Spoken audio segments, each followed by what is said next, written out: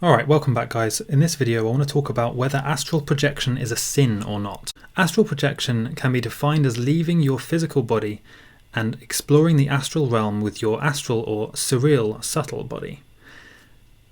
It gets a bit complicated now though, because you have to consider what actually counts as a sin in various religions. Certain religions count different things as sins.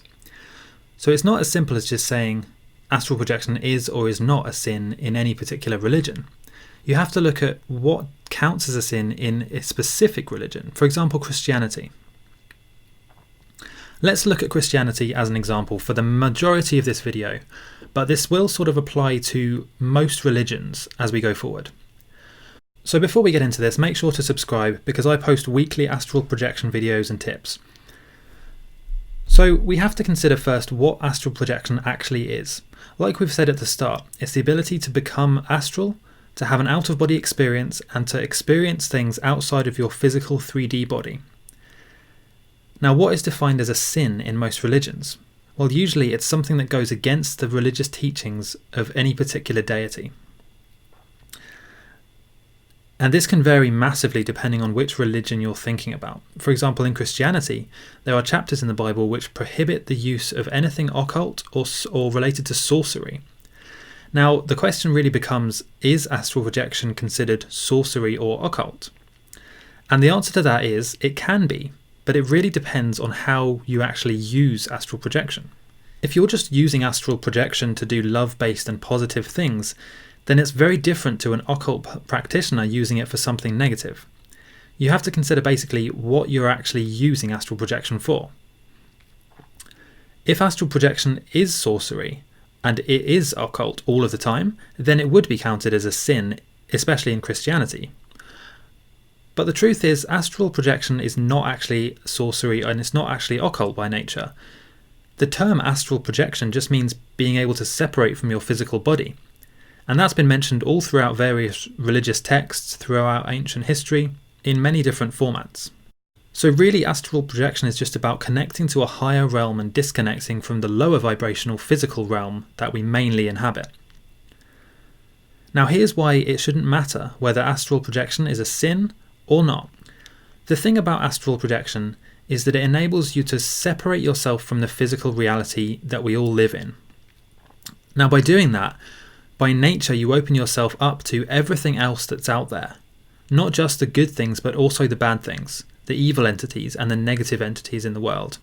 And some people can allow these negative entities into their life and into their mind if they're not strong enough and if they don't practice safe astral projection techniques. And this is where the confusion comes regarding whether astral projection is a sin or not. You see, all religions in the world have basically the same sort of ideas about God and source. Basic idea is that there is a creator who has intelligently designed the world and everything in it, and everything that you could call this reality. And then, largely what happens after this life is for the most part unknown until we actually cross over into the next life, or into the next experience, whatever that may be. No one can really say for sure what that experience is, and for that reason religions have very varying and differing beliefs and ideas on what actually happens when people die. Some religions, for example, think that you reincarnate as either an animal or another person. Others would say that you have one life, and then once you've had that life, then you go to heaven. And there are different names and versions of heaven throughout different religions. So here's why it really doesn't matter whether it's considered a sin or not. Astral projection is an incredible way of separating yourself from the physical reality that we live in most of the time. It allows you to connect to your soul, and wherever your soul is connected, it also allows you to access those experiences and those things as well. And this might be past lives, it might be different times, different dimensions, and even different realities. And the problem with some religious systems is that they are confined and restrictive in the way of thinking. They don't allow you to believe things like past lives, like reincarnation, or even like being able to explore and experience limitless things once you've died in this physical life. What the culture is like, what the history is like, and in particular the history of that religion and raising your vibrations to help people around you. Astral projection is a beautiful and really effective way of doing all of those things, and more. So even if your religion at the moment considers astral projection to be a sin, think about whether you consider it to be a sin, because the chances are that the belief that it's a sin is based on historical or old teachings that really don't apply anymore. It's also worth noting that pretty much all religions don't actually say much, if anything, about astral projection in any of the religious texts. They say one thing to astral projection and say they were obviously talking about this. The truth is, it's not actually clear what the Bible says about astral projection because it's never mentioned. So it really comes down to people's interpretation of the Bible. And this is where it gets a bit sticky and a bit debatable, to be honest.